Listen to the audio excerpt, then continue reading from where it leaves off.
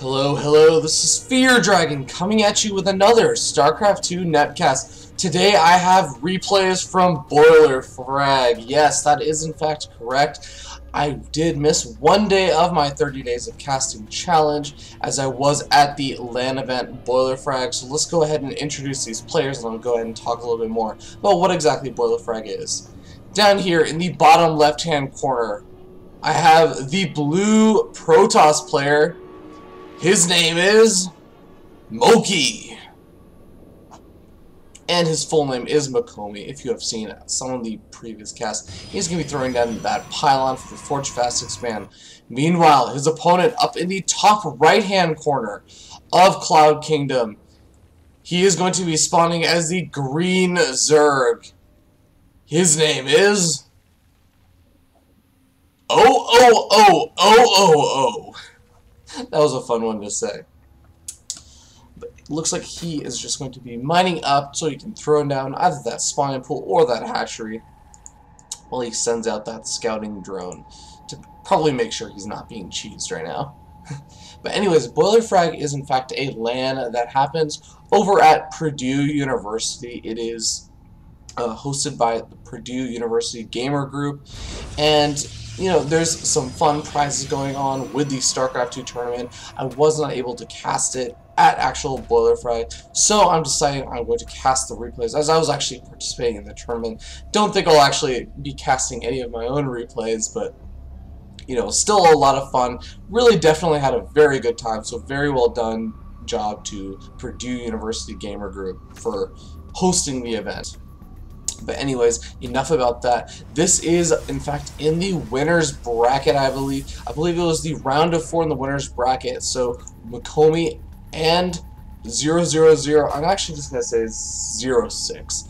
06, you know, like the Mobile Suit Gundam 06. He's going to have that spawning pool on the way, the annoying pylon from Moki already down, and he's actually going to be able to chase out this very annoying probe who's actually going to try and block the third in case 06 does decide to try and take this third instead of his natural first.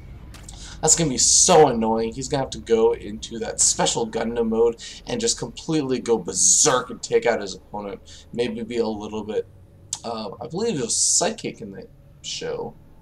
I won't give any spoilers though. Don't worry. Mobile suits are awesome though. Anyways, it looks like this drone is going to be unable to kill off this probe before it throws down that pylon. Meanwhile, Moki happily going to be having thrown down the Forge, followed by the Nexus. Very fine build, as you know, there are no exactly a lot of Zerglings out, and they are only just now being able to kill off this pylon. By the time they had tried to make it across the entire map, this cannon would have been finished. And after he throws down that Nexus, he did throw down that cannon, followed by the gateway. So he's going to be looking to be in a good position. Oh, there was actually a gas steal from 06, so that actually could affect Moki. It's going to take him a little while to really be able to get out any units that can actually kill off this gas geyser. He's going to be wanting to create a zealot out of this gateway relatively soon after it finishes, so that he can pull off that zealot and, you know, kill off that extractor, as he really does probably want that gas at some point in the near future. Oh, looks like Zerglings decided they do not want to try and run by, as you know, run bys don't work out too well for Zerglings when they're both going to die. Not exactly the most useful death. But you know, one important thing that 06 does want to know at some point in the near future is going to be whether or not Moki does to take these gas geysers, and one of them he knows is not taken, as he does have that stolen. But if Moki does decide to go for some kind of Stargate play, he is going to want those gas geysers. So we're going to have to wait and see whether or not that does happen. We do see gas geysers being taken, at least 2 of them, for 06. No mining over at his expansion just quite yet. We don't actually see Zergling's speed being started yet either, even though he's mining gas out of both of these gas geysers now. It looks like he's going to try and mine a lot of gas very early on, and we do see that third queen actually going to be coming out, so that's going to be very useful for that creep spread, or at least this one will be used for that creep spread.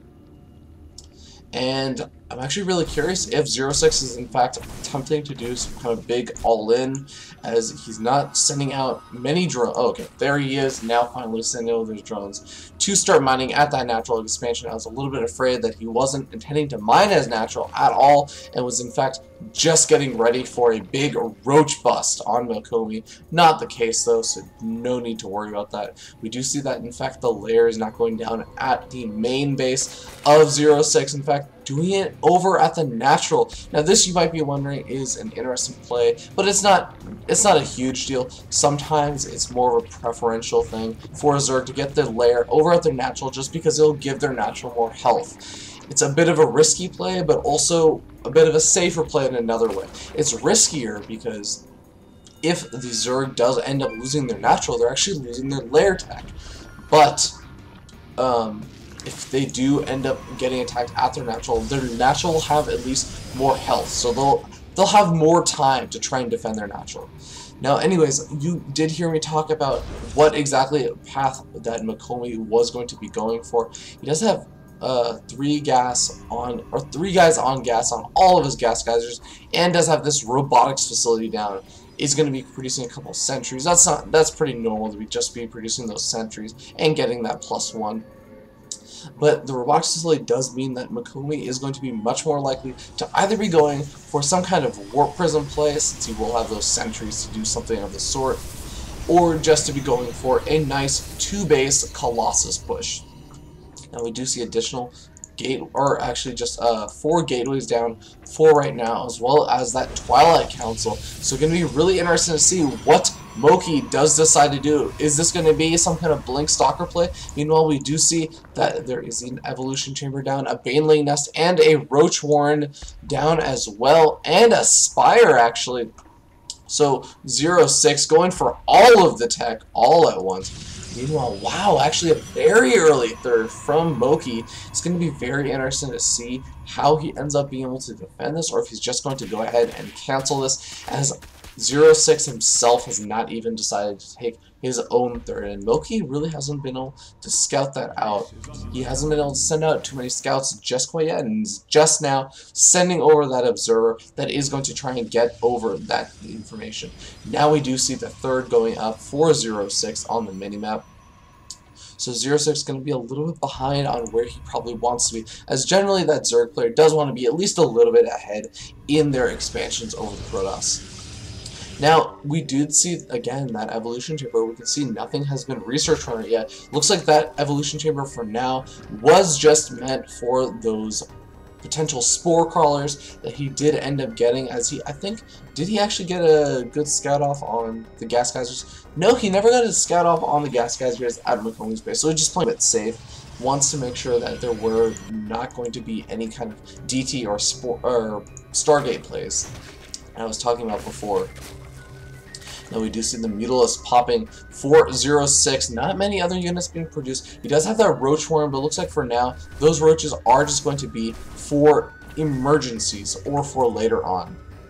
And finally now getting that Zerg +1 flyer attack and the Galileo reconstitution. So he is going to be looking to make some roaches later on. We do see a Templar Archives already being produced, so it looks like that observer for Mokomi did spot out that Spire, so he's going to feel to be in a very good position once he does get up those High Templar that will be able to create Archons and do that Psionic Storm to defend against any massive number of Mutalisks later on. It looks like we do see actually Blink already completed, so Mokomi doing a good job chrono boosting that out and getting out the +2 weapons getting researched. +1 armor actually opting not to be researched. That's actually a pretty normal thing for Protoss players to do these days, just because having additional weapons just means that you'll be able to kill off the Zerglings faster with those Zealots. You do more damage to the Stalkers, the Roaches, and there's just so many good benefits to gain the +2 weapons over just the armor. Although I will have to say that +1 armor is very beneficial against Mutalisks, as there is that bouncing glaive. Anyways, we do see the third from Mokomi is now starting to mine from those 5th and 6th gas geysers. Meanwhile, 06 only now going to go ahead and saturate. Oh my god, I think that there was some harassment, and I believe it was just from a proxy pylon over here, and there was probably just a little bit of zealot harassment. My mistake on losing that, or not seeing that. Looks like not any workers killed, and probably just a couple of units from 06 that were killed. And looks like for now, it looks like 06 is just going to go ahead and try and move in, but there are these two cannons as well as those blink stalkers, and that's going to go ahead and ward him off. He doesn't want to engage into that. He is also going to have a bit of a rough time trying to engage over here, as there is in fact a couple sentries, these two cannons, and one stalker there to greet them, and there just is not a massive amount of mules. Oh my god, looks like the zealot harassment once again being able to snipe off that expansion. Wow, Moki doing a good job with those sneak zealot harassments. And that's actually going to snipe off the base of 06. It's going to cause huge trouble for 06. It's going to be so far behind in economy. We do see that even though the worker count is very similar, 06 is going to just be mining from this third over here. He would have liked this to be a fourth. Now the Zerglings are going to be able to pick off that proxy pylon. That was being very annoying, but it's a little bit too late. The damage has been done, and that proxy pylon has more than been worth it for all of the minerals that he invested into it. Now we do see 06 continue to drone up Colossus on the way, so this robotic facility going to be making those Colossus non-stop for a little bit, as well as the thermal lance being researched, so he is going to be able to make use of that. 5 High Templar already on the map, and we also see Storm is finished researching, so Moki looking to get a very, very scary army in the near future. And where exactly is Moki positioning his army? It looks like it's going to be here to defend his third. He can always go ahead and try and bounce back over here, but he has to be very careful not to lose any stray Colossus. This is a decent number of mules, but not quite enough. Oh no, the stalkers blink underneath the mules, and so many of the mules are going to be picked off. It looks like about 4 or 5 of those mules lost their lives in that engagement, and for what? 1 Colossus? It was not worth it by any means.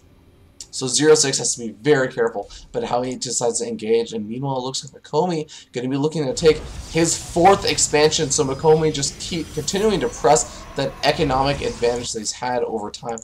A lot of banelings already morphed in for 06. We can see here that's already about 27, 28 banelings, and that might be able to do a good amount of damage if Moki is not careful, but he does have that blink play.